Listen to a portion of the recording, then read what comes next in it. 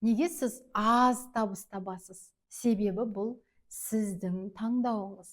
Ақшасы аз жұмысқа кіріп аласыз да, жаңа мүмкіндікті істемейсіз. Уақытыңызды сериалға, бос әңгімеге жұмсайсыз.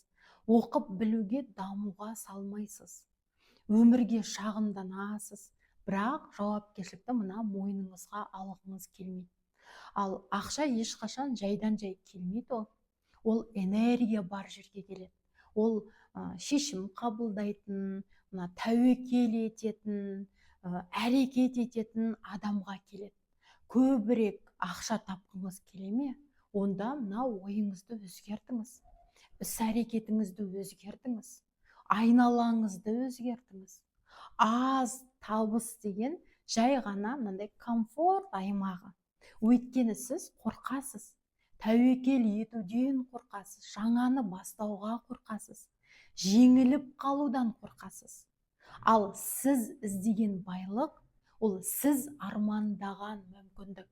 Дәл сол қорқыныштың ар жағында тұр.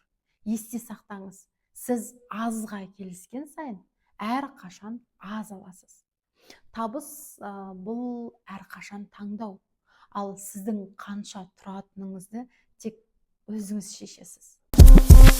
And if you hear this on the gong,